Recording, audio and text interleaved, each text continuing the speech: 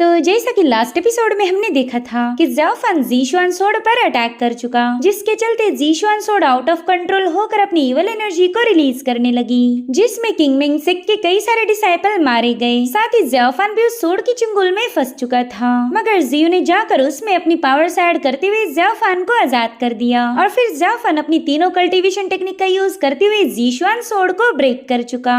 अब आगे तो इस एपिसोड की शुरुआत में हम ज़ाओ चेन को देख पाते हैं, जो कि बुरी तरह से घायल था। ज़ूशियान सोर्ड के अटैक की वजह से उसकी मेरिडियन पूरी तरह से ब्रोकन है और साथ ही उसकी स्पिरिचुअल पावर भी डिप्लेट हो गई, मगर फिर भी वो वहाँ से भाग निकला क्योंकि उसे पता था कि किंग मिंगसेक के लोग उसे जिंदा नहीं छोड़ेंगे। आफ्टर ऑल ज़ाओफान ने उनके सबसे पावरफुल ट्रेजर ज़ीशुआन सोर्ड को डिस्ट्रॉय किया था और तभी किंग मिंगसेक के ढेर सारे कल्टिवेटर्स वहाँ पर पहुँच गए। मास्टर सभी को बता रहे थे कि जंगल का कोना कोना छान मारो, हम ज़ाओफान को जिंदा नहीं छोड़ेंगे। यहाँ पर ज़ाओफान का दोस्त ज़ेंग भी इन लोगों के साथ शामिल था, वो भी ज़ाओफान से मिलना चाहता था। इधर ज़ाओफान ने भागते हुए गलती से एक फॉर्मेशन पर पाव रख दिया, जिसके चलते स्पिरिचुअल पावर का एक तेज फ्लो उस फॉर्मेशन से रिलीज होने लगा। अब उस फ्लो को किंग मिंगसेक के मास्टर यान ने भी देख लिया था, तो ज़ेंग को लेकर तुरंत ही उसी इलाके में पहुंच गए। मास्टर यान बताते हैं कि वो कमीना यही कहीं पर छुपा होगा, तो जल्दी से स्प्लिट होकर जंगल का कोना कोना छान मारो। जो सुनते साथ ही डिसाइपल्स अलग अलग दिशा में रवाना हो गए।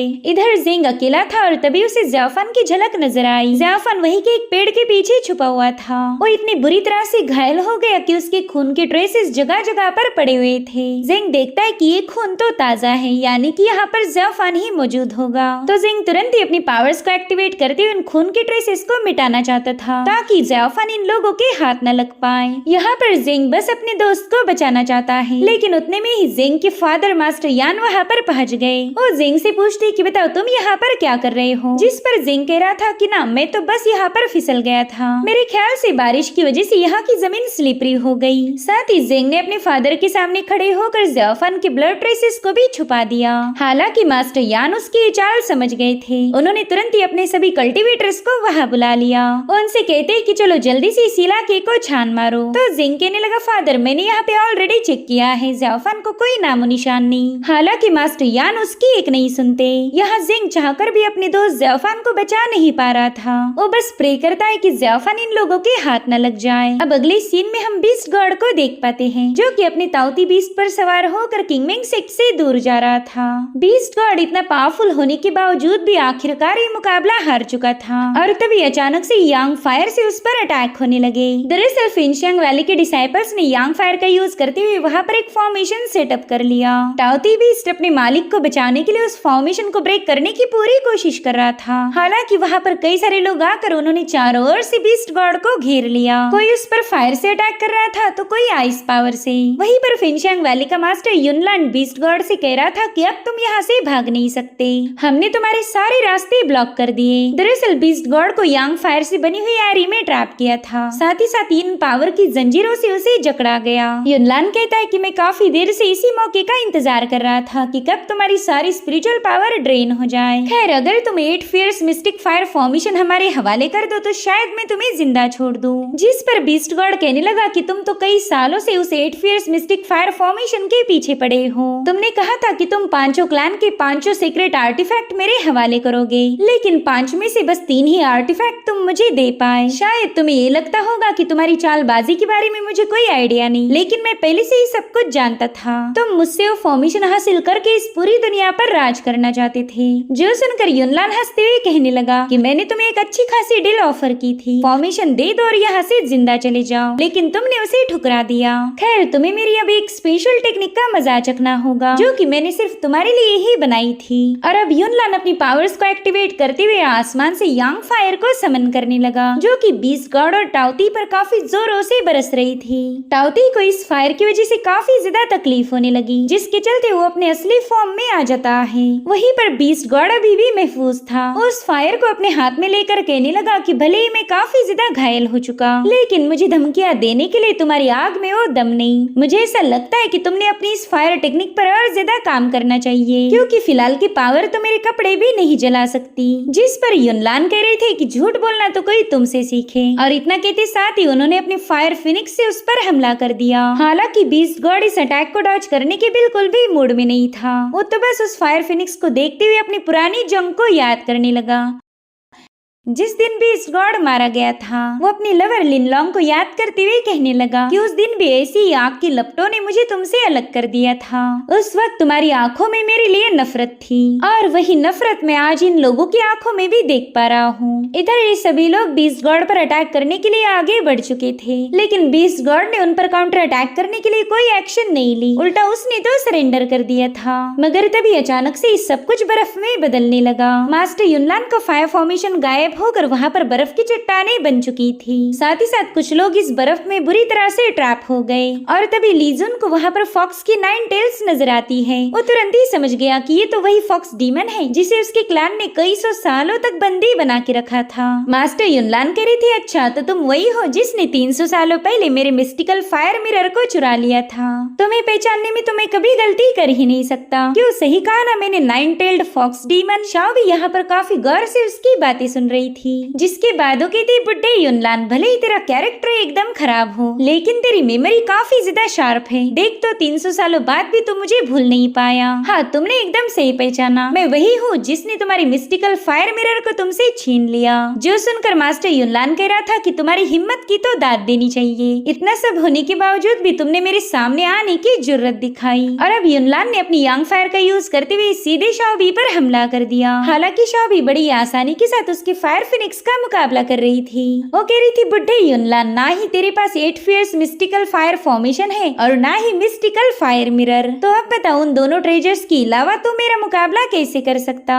अगर तुझे वाकई मेरे से हिसाब बराबर करना है तो जाके 800 सालों तक और कल्टीवेट कर, उसके बाद ही तो मुझे तगड़ी टक्कर दे सकता है। और इतना कहते साथ ही शाओबी ने अपने आइस पावर का यूज करते हुए युनलान की फायर पर अटैक करना शुरू कर दिए। उन दोनों की क्लैश में वहाँ पर एक जोरदार एक्सप्लोजन हो गया था। मास्टर युनलान तो गुस्से में पूरी तरह से बौखला गया। वो कह रहा था कि तू हर बार मेरे सारे प्लान बर्बाद कर देती, लेकिन इस बार ऐसा नहीं होगा। और अब इन दोनों में जोरदार मुकाबला शुरू हो गया। एक दूसरे पर मुसलसल अटैक किए जा रहे थे। इसी दरमियान शाओबी युनलान से कह रही थी कि मुझे तुम्हारी फेंगशांग वैली का कोई एक बंदा भी पसंद नहीं आता। तुम्हारी शक्लें ही इतनी बेकार है कि ना चाहते हुए मुझे तुम्हारे प्लान्स बर्बाद करने पड़ते। जिस पर युनलान कह रहा था कि 300 सालों तक तुझे मेरी वैली में टॉर्चर किया गया, लेकिन अभी भी तुझे अकल नहीं आई। तो ये समझती ही नहीं कि किससे पंगे लेने चाहिए और किससे दूर जाना चाहिए। यहाँ पर इन दोनों के स्पिरिचुअल फॉर्म्स भी आपस में फाइट कर रहे थे। युनलान उससे कह रहा था कि तुम बेवजह इस बीस्ट गॉड को प्रोटेक्ट कर रही हो। इस बंदे ने जानबूझकर तुम्हें मिस्टिकल फायर मिरर के बारे में बता दिया। वो बस तुम्हारा यूज करके मेरे प्लान्स को फेल करना चाहता था। यहाँ पर शाओबी ने अपने हजारों लाखों आइस स्पियर्सर को समन कर लिया, जो कि बड़ी तेजी के साथ युनलान की तरफ आगे बढ़ रहे थे। तो युनलान ने भी अपनी यांग फायरबॉल क्रिएट करते हुए तुरंत ही उन आइस स्पियर्सर को डिस्ट्रॉय करना शुरू कर दिया। देखते ही देखते वहाँ पर कई सारे धमाके होने लगे और फिर दोबारा से इनके स्पिरिचुअल फॉर्म एक दूसरे पर भयानक एनर्जी रिलीज करने लगे। इन दोनों के दरमियान हो रहे क्लैश की वजह से वो पूरा इलाका डिस्ट्रॉय हो रहा था। देखते ही देखते वहाँ मौजूद आइस लैंसेस अचानक से ही ब्रेक हो गए, जिसमें से लीजुन अब आजाद हो चुका था। उसकी तलवार बीस्ट गॉड के आर पार घुसने वाली थी कि तभी शाओबी ने उसे अपनी स्ट्रिंग्स में जकड़ लिया। शाओबी बीस्ट गॉड को बचाने की पूरी कोशिश कर रही थी और वो ऐसा क्यों कर रही है इसका रीजन हमें थोड़ी ही देर में पता चलेगा। अब शाओबी सीधे लीजुन को खत्म करने वाली थी कि तभी युनलान अपने डिसाइपल को बचाने के लिए रवाना हो गया। यहाँ पर युनलान ने फायर का एक बहुत बड़ा एक्सप्लोजन किया था, तो उसी का फायदा उठाते हुए शाओबी बीस्ट गॉड को लेकर वहाँ से भाग निकली। युनलान कह रहा था कि ये दोनों बस अपनी आखिरी स्ट्रगल कर रहे, मैं जल्द ही इन्हें खत्म कर दूंगा। साथ ही साथ वो किंगमेंग सेक के मास्टर को बताने लगा कि अब इस बीस्ट गॉड को मारने का काम हमारी फेंगशांग वैली करेगी। वहीं दूसरी तरफ शाओबी बीस्ट गॉड को लेकर काफी तेजी से भाग रही थी। वो देखती है कि बीस्ट गॉड की हालत बहुत ही ज्यादा खराब है, तो कहने लगी कि आप तो इतने ज्यादा पावरफुल हो, तो फिर वो लोग आपको इतनी बुरी तरह से घायल कैसे कर पाए। हालांकि बीस्ट गॉड इसका कोई जवाब नहीं देता। उल्टा वो शाओबी से पूछ रहा था कि बताओ तुम यहाँ पर क्यों आई, क्यों तुमने मुझे प्रोटेक्ट किया। तो शाओबी जवाब देते हुए बताने लगी कि जहाँ मेरा फायदा होगा मैं वहाँ पर जरूर जाती हूँ। दरअसल युनलान जैसे मुझे भी 8 फियर्स मिस्टिकल फायर फॉर्मेशन चाहिए। जो सुनते साथ ही ही बीस्ट गॉड के चेहरे पर स्माइल आ गई। साथ ही साथ उसे यहाँ पर अपने लवर लिंगलोंग का विजन भी नजर आ रहा था। वो कहने लगा कि शायद मेरी मौत मेरे काफी करीब आ चुकी है, बस कुछ ही देर बाद मेरी तुमसे दोबारा से मुलाकात होगी और फिर हम दोनों को कोई अलग नहीं कर पाएगा। इसलिए मैं नहीं चाहता कि इस खुशी के मौके पर तुम अपने आंसू बहाओ। और फिर वो लिंगलोंग की आंखें पोंछते हुए अपना दम तोड़ देता है। वहीं दूसरी तरफ किंगमिंग सेक के डिसाइपल ज़्याओ फान को ढूंढ रहे थे और तभी उनकी नजर पड़ी ज़्याओ फान पर, जो कि अपनी जान बचाकर भाग रहा था।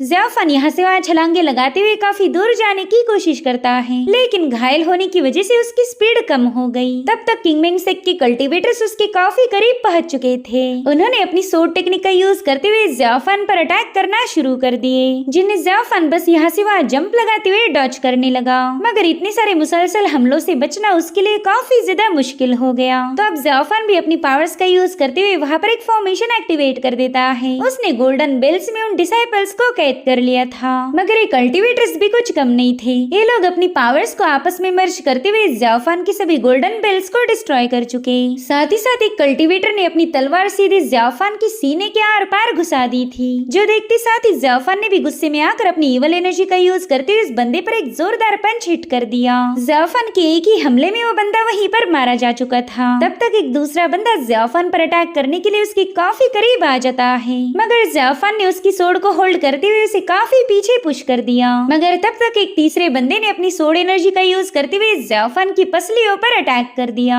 ज़्याओ फान तो ऑलरेडी काफी ज्यादा घायल था और इस हमले के बाद तो इंटरनली पूरी तरह से ब्रेक हो गया। इसलिए अब ज़्याओ फान भी इन लोगों पर कोई रहम नहीं दिखाता। उसने अपनी ब्लड सर्जिंग एनर्जी को रिलीज करते हुए बड़ी तेजी के साथ उन डिसाइपल्स का खात्मा कर दिया था, जो देखते साथ ही मास्टर यान ने अपने 10,000 सोड फॉर्मेशन को एक्टिवेट कर दिया। उनकी हेवनली सोड चारों ओर से ज़्याओ फान को घेर चुकी थी, जिसके चलते ज़्याओ फान अब यहाँ से बिल्कुल भी भाग नहीं सकता। मगर फिर भी वो वहाँ से निकलने की नाकाम कोशिश करने लगा। हालांकि उस फॉर्मेशन से कुछ जंजीरें बाहर आ जाती हैं, जिसने ज़्याओ फान की पाव को जकड़ लिया था। इतना ही नहीं, ज़्याओ फान के साथ साथ किंगमिंग सेक के जितने भी डिसाइपल वहाँ पर ट्रैप हो गए थे, वो भी उन जंजीरों के चलते कैद हो गए। वहीं पर मास्टर यान अपनी सोड पावर को एक्टिवेट करते हुए ज़्याओ फान से कह रहे थे कि चाहे तुम कितनी ही कोशिशें क्यों ना कर लो, आज तुम यहाँ से बच के भाग नहीं सकते, इसलिए अपनी ये फालतू की स्ट्रगल करना बंद कर दो। और अब उन्होंने अपनी सोड सीधे ज़्याओ फान की तरफ रिलीज कर दी। यहाँ पर ज़्याओ फान उनके अटैक को डॉज नहीं कर पाता, जिसके चलते मास्टर यान की सोड सीधे ज़्याओ फान के आर पार घुस चुकी थी।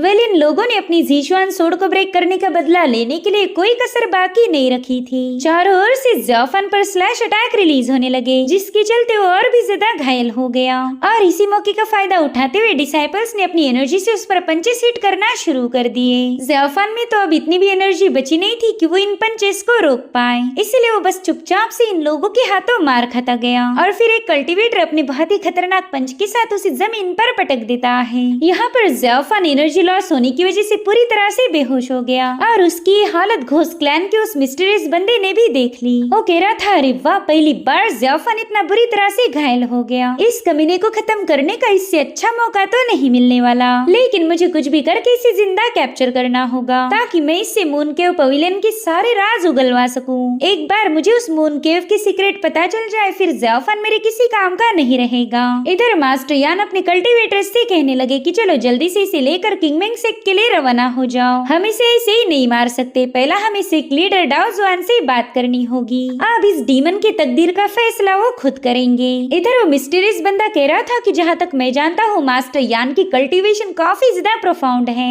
इस बंदे का मैं अकेले तो मुकाबला नहीं कर सकता। अगर ज़्याओ फान को यहाँ से ले जाना है तो मुझे बैकअप की जरूरत पड़ेगी। इधर मास्टर यान ज़्याओ फान के काफी करीब पहुँच गए। उससे कह रहे थे कि अब तुम्हें सरेंडर करना ही होगा। अब यहाँ पर मास्टर यान ज़्याओ फान को छू पाई, इससे पहले वो मिस्टीरियस बंदा उन पर अटैक कर देता है। उसकी नेदर एनर्जी से वहाँ पर एक जोरदार एक्सप्लोजन हो गया, जो देखते साथ ही मास्टर यान कह रहा था कि यहाँ पर कोई पावरफुल कल्टीवेटर छुपा हुआ है। तो अब मास्टर यान तुरंत ही उस बंदे के साथ मुकाबला करने के लिए तैयार हो गए। यहाँ पर उन्होंने ज़्याओ फान को अपने कल्टीवेटर इनोवेटर्स के हवाले सौंप दिया था। वो अपने डिसाइपल से कह रहे थे कि मेरे वापिस आने तक तुम लोग यहीं पर रुको। और अब मास्टर के वहाँ से जाते ही इन लोगों पर हमले होना शुरू हो गए। जेंग तो ज़ाओफान को प्रोटेक्ट करने की पूरी कोशिश करता है, लेकिन तभी उसने देखा कि 1 बाय 1 उसके साथियों पर हमले हो रहे। इसलिए इन लोगों ने अपने आसपास एक पावरफुल शील्ड फॉर्म कर ली। इधर मास्टर यान पूछ रहे थे कि बताओ तुम लोग हो कौन, हम पर यूं स्नीक अटैक करने से बेहतर है तुम लोग हमारे सामने आ जाओ। मैं जानना चाहता हूँ कि कौन हमारे किंगमिंग सेक्ट के इंटरनल अफेयर में टांग अड़ाने की कोशिश कर रहा। अब मास्टर यान तो उस ग्रीन कलर के ऑरा में पूरी तरह से घिर चुके थे और तभी अचानक से वहाँ पर ब्लास्ट होना शुरू हो गए। ये सब देखकर तो किंगमिंग सेक्ट के डिसाइपल काफी ज्यादा पैनिक हो गए। वो कह रहे थे कि यहाँ पर कोई 1-2 बंदा नहीं बल्कि पूरी की पूरी टीम है। और उतने में वो मिस्टीरियस बंदा अपने नेदर नेल का यूज करते हुए इन डिसाइपल्स पर अटैक करने लगा। जेंग देखता है कि स्नीक अटैक के चलते उसके कई सारे साथी मारे गए। बल इन डिसाइपल्स को कोई आइडिया नहीं थी कि किस दिशा से इन पर हमला होगा, इसलिए ये सभी लोग चौकन्ने हो गए। वहीं पर जेंग ने अपनी फॉर्मेशन शील्ड का यूज करते हुए इन अटैक को रोकना शुरू कर दिया था, मगर उसकी शील्ड भी नेदर नेल के सामने ज्यादा देर तक टिक नहीं पाती। उस शील्ड को पियर्स करते हुए उस सारे वेपन सीधे इन डिसाइपल्स की तरफ आगे बढ़ रहे थे। और इस बार तो इन डिसाइपल्स को खुद पता नहीं था कि वो इस हमले को डॉज कैसे करेंगे, लेकिन उतने में वहाँ पर कुछ मास्क पहने हुए बंदे पहुंच जाते हैं। उन्होंने उन डिसाइपल्स को साइड में हटाते हुए नेदर नेल्स के अटैक को खुद ही डिस्ट्रॉय कर दिया। ये देखकर घोस्ट क्लैन का मास्टर काफी ज्यादा हैरान था। उसे समझ नहीं आता कि ये लोग कौन से फैक्शन से बिलोंग करते हैं, क्योंकि इन सभी लोगों ने अपनी पहचान को पूरी तरह से हाइड रखा है। साथ ही साथ वो सिर्फ कॉम्बैट टेक्निक का यूज करके इन डिसाइपल्स को पीटने लगे। उन्होंने अपनी किसी भी खास टेक्निक का इस्तेमाल नहीं किया था। अब अपने साथियों को पीटता हुआ देखकर किंगमिंग सेक्ट के डिसाइपल काफी ज्यादा भड़क गए। वो कहने लगे कि ये हमारे किंगमिंग सेक्ट की टेरिटरी है, यहाँ पर ट्रेसपास करना अलाउड नहीं। भले इन डिसाइपल्स ने अपनी तलवारों का यूज करते हुए उन पर हमले किए, मगर वो लोग काफी ज्यादा तेज थे। वो तो बिना किसी टेक्निक या वेपन के इन सब पर भारी पड़ गए। और अब उसमें से 2 बंदे जाकर ज़ाओफान को उठाकर तुरंत ही वहाँ से रवाना हो गए। जेंग ने नोटिस किया कि इन लोगों का उनके डिसाइपल को मारने का कोई इरादा नहीं था। वो तो बस यहाँ पर ज़ाओफान को लेने आए थे। और फिर जैसे उनका काम पूरा हुआ वो तुरंत ही वहाँ से भाग निकले। इधर जेंग को अपने दोस्त ज़ाओफान के लिए काफी ज्यादा फिक्र हो रही थी, इसलिए वो भी उन लोगों के पीछे रवाना हो गया। मगर तभी उनमें से एक बंदा बीच में आकर सीधे अपनी सोर्ड से जेंग पर अटैक कर देता है। ये हमला उसे घायल करने के लिए नहीं बल्कि उसे रोकने के लिए किया था। वहीं पर जेंग उस बंदे से पूछता है कि आखिर तुम लोग हो कौन, मगर उस बंदे ने जेंग को तुरंत ही पीछे की तरफ पुश कर दिया। साथ ही उसने गोल्डन लाइट टेक्निक का यूज करते हुए जेंग पर एक हमला कर दिया, जिससे वहाँ पर एक एक्सप्लोजन होकर उन लोगों को भागने का मौका मिल चुका था। जेंग सोचता है कि इस बंदे ने तो गोल्डन लाइट टेक्निक का यूज किया है। वहीं दूसरी तरफ मास्टर यान ने भी नोटिस किया कि उसका ओपोनेंट वहाँ से भाग चुका है। वो कह रहे थे कि हमारा दुश्मन काफी ज्यादा पावरफुल है और साथ ही उन लोगों ने इस माउंटेन के इलाके में कई सारे ट्रैप्स बिछाए हैं, तो अब हमें संभाल कर रहना होगा। तभी जेंग अपने फादर से पूछने लगा कि क्या आप जानते हो कि ज़ाओफान को कौन लेके गया? कहीं वो लोग डिमोनिक सेक्ट से बिलोंग तो नहीं करते थे? जिस पर मास्टर यान कहने लगे कि उन लोगों ने तुम पर बस हल्की सी कॉम्बैट पावर का यूज किया, उन्होंने जानबूझकर अपनी असली टेक्निक शो नहीं की। और जिस गोल्डन लाइट मूव का उन्होंने यूज किया वो डिमोनिक सेक्ट की हो ही नहीं सकती। अगर वो लोग वाकई डिमोनिक सेक्ट से बिलोंग करते तो वो अपनी पहचान कभी नहीं छुपाते। अब हमें ये पता करना होगा कि वो लोग कौन है जो इस डीमन ज़ाओफान को बचाना चाहते। इधर जेंग को कुछ लोगों पर शक होने लगा, मगर वो अपने फादर के सामने उनका नाम रिवील नहीं करता। उसे बस यही जानना था कि आखिर वो लोग ज़ाओफान को किडनैप करके क्यों ले गए, उन्हें भला ज़ाओफान से क्या काम होगा। वहीं दूसरी तरफ घोस्ट क्लैन का बंदा भी यही सोच रहा था कि पता नहीं मेरे पहले ज़ाओफान को कौन उड़ा ले गया, शायद कोई और भी है जो ज़ाओफान से मून के पवेलियन की सीक्रेट जानना चाहता। खैर अब ज़ाओफान के जाने के बाद मेरा भी यहाँ पर रुक के कोई फायदा नहीं, इसलिए वो बंदा भी तुरंत ही वहाँ से रवाना हो गया। वहीं दूसरी तरफ जियो घायल हालत में अपने घर वापस आ चुकी थी। वो आते ही अपनी सीनियर से पूछने लगी कि क्या वो लोग ज़ाओफान को पकड़ पाए, जिस पर उसकी सीनियर कहती कि हाँ ज़ाओफान उनके हाथ लग गया था, लेकिन ज़ाओफान को किंगमिंग से लाने से पहले ही उन लोगों पर हमला हो गया। मेरे ख्याल से वो लोग ज़ाओफान के दोस्त होंगे जो कि ज़ाओफान को बचाकर अपने साथ ले गए। ये सुनते साथ ही जियो की जान में जान आ गई। वो किसी भी कीमत पर ज़ाओफान को मरता हुआ नहीं देख सकती थी। तभी उसकी सीनियर जियो से पूछने लगी कि आखिर तुम्हें हो क्या गया है, तुम्हें 1000 बार मना करने के बावजूद भी तुम सिर्फ अपने दिल की सुनती हो। तुमने अभी तक ज़ाओफान से अपने इमोशनल बॉन्ड को ब्रेक नहीं किया, सिर्फ उस बंदे की खातिर सेक्ट लीडर के सामने तुमने फेंगशियांग वैली को ऑफेंड किया था, मगर फिर भी हमारी मास्टर ने तुम्हें प्रोटेक्ट किया। इस बार भी ज़ाओफान हमारी ज़ीशुआन सोर्ड को डिस्ट्रॉय करना चाहता था, मगर फिर भी तुमने उसकी मदद की। तुम्हें पता था कि तुम अपने सेक्ट के साथ धोखा धोखा कर रही हो, मगर फिर भी तुमने वही किया जो तुम्हारा दिल कह रहा था। मेरी सिस्टर, तुम इस पाथ पर चलने के लिए नहीं बनी हो। प्यार मोहब्बत करके तुम्हें कुछ भी हासिल नहीं होगा, उल्टा सिर्फ तुम्हें तकलीफ होगी। और अब हम ज़ियाफान को देख पाते हैं। जो लोग उसे लेकर गए थे वो उसे हील करने लगे। उनमें से एक बंदा अपने मास्टर को बता रहा था कि ज़ियाफान की एनर्जी तो पूरी तरह से क्योटिक हो गई। पता नहीं ये बंदा इतनी बुरी तरह से घायल कैसे हो गया। जिस पर उसका मास्टर जवाब देता है कि ज़ियाफान ने ज़ीशुआन सोर्ड के साथ फाइट की थी। ज़ीशुआन सोर्ड तो भयानक किलिंग इंटेंट से भरी पड़ी है। ये तो अच्छा हुआ कि ज़ियाफान अभी भी जिंदा बचा, अगर इसकी जगह कोई और होता तो बड़े ही ब्रूटली मारा जाता। खैर, पहले हमें इसे हील करना पड़ेगा, बाद में जो होगा वो देखा जाएगा। हमें तो बस ज़ियाफान को बचाने की पूरी कोशिश करनी है। इधर ज़ियाफान अपने माइंड स्पेस में यही सोच रहा था कि आखिर ये लोग मुझे बचाने के लिए अपने सुत्रास का जाप क्यों कर रहे हैं। इन्होंने मुझे मरने देना चाहिए था। आखिर इस सब का क्या ही फायदा। और उतने में वहाँ पर एक गोल्डन हैंड इमर्ज होकर ज़ियाफान को सप्रेस करने लगा। ज़ियाफान को इससे काफी ज्यादा तकलीफ हो रही थी। उतने में ही ज़ियाफान को बेहोश होने से पहले एक छोटा सा मॉन्क नजर आया। और इसी के साथ ये एपिसोड यहीं पर एंड हो जाता है। Thank you so much for watching. Bye bye, take care.